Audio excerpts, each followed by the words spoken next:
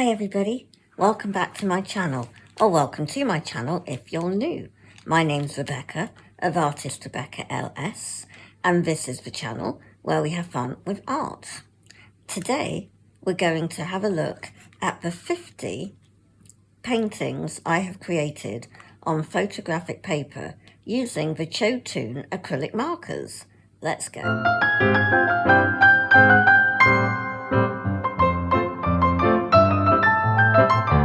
Okay everybody, so in my last video, or it could have been my last or one of my videos anyway, you have seen the Chotune acrylic markers, and I will try to link that video at the end. These sheets of paper came with the Canon ink cartridge. It was like a special pack that they do that we buy, and this paper, it's only about A6 size. Didn't really know what to do with it.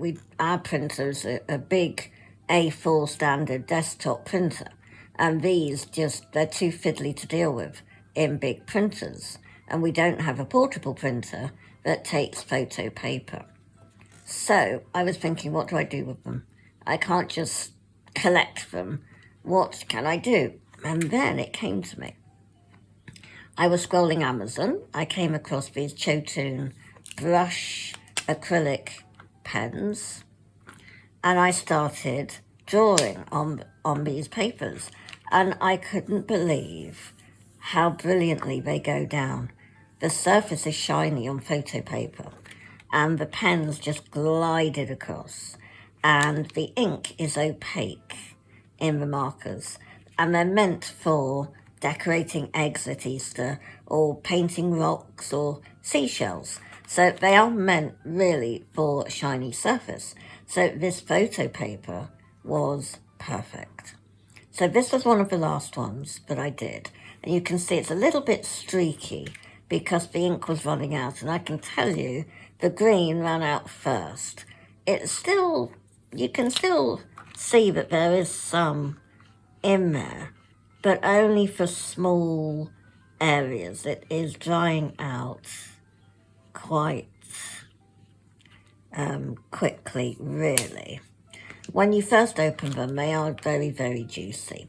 So this is one, and I will put them to one side as we take all of them out of the packaging and we go through what we've got. So this one, again, I've got texture here. It's raised because I took 2 sheets. I put acrylic ink, actually. So towards the end, I was using different products, not the majority of these pens, but I used Aero inks by Schmink. And the red, like a carmine and a yellow. And I just put a couple of blobs, got another sheet and squashed it on top and spread it out and peeled them off. And you get this lovely texture. Then I did, again, these pens now, and I did add in a Posca black and a white, plus a Liquitex green, a lime green towards the end, because of this one running out. But mainly, as I say, they are the Chotune markers. And I wanted it to be a non-expensive, non-art grade art supply that I could just feel free to be let loose. And those markers were brilliant. They were about $4.99 for that pack of 12 markers. So I really could just have fun making this project. And it's like you've got a real print, an art print.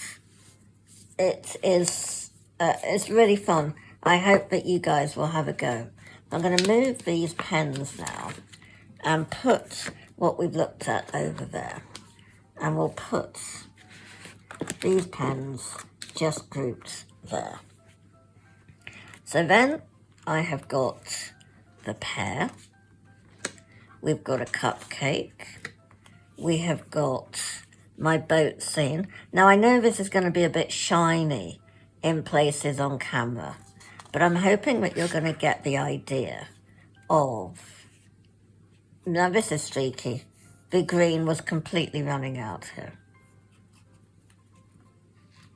I did quite a lot of them in well, I think it was my June project. It took me about a week, I think.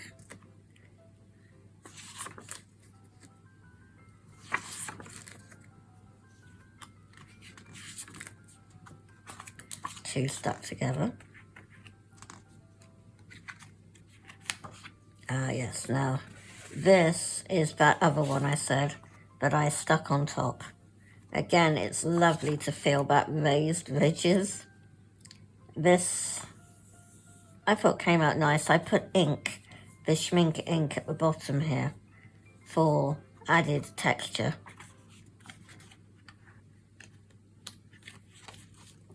Another splat art, as I call it. I don't really know what they are. I thought maybe I'd go back later and see if I could find anything in it. But basically, I just liked testing the paper with the Schmink ink.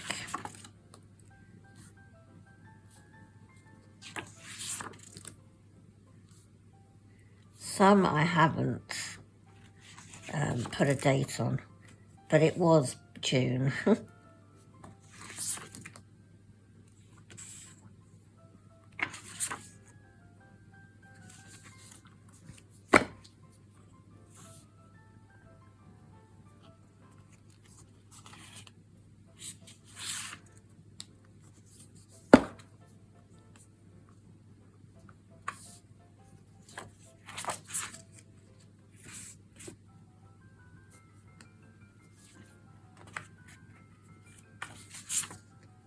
It's a very freeing project if you're feeling stuck and, you know, you don't want to waste your good art supplies, or you feel you're going to waste them, and you just want to free up, then I really recommend getting real cheap acrylic markers.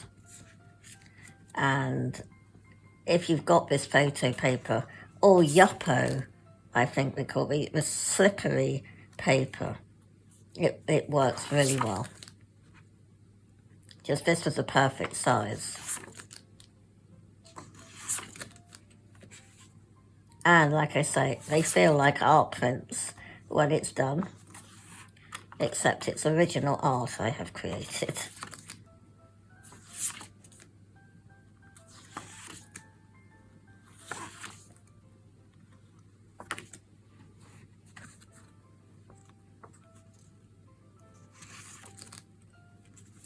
This was meant to be like a tram or a train going across a bridge, but, you know, that's my one disaster.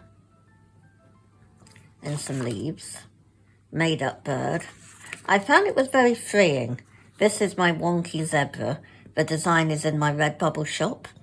If you would like to go and see all my products there, I'll leave a link in my description below this video.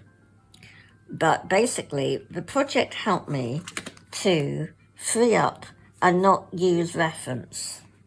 It just, I want things to look as they should, but then I decided, well, you know, sometimes you need things to look as unique as your art is. So by not looking at the actual reference images and just coming up with my version, makes it unique. And from that came the designs in my Redbubble shop and all of this. Now, I did use reference for this, but it still came out like this. And I think this is one of those Angus cows from Scotland. They're very hairy. Obviously, my imagination here. And this was just imagination. Yeah, and this one. And this. And this. And that is the end of that, guys.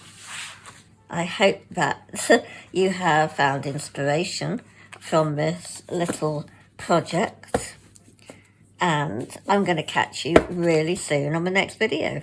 Don't forget to give me a thumbs up, subscribe, it's completely free. Leave me a comment. I love to know what you guys are up to. What projects are you working on at the moment? And I'm going to catch you really soon on the next video. Take care. Bye.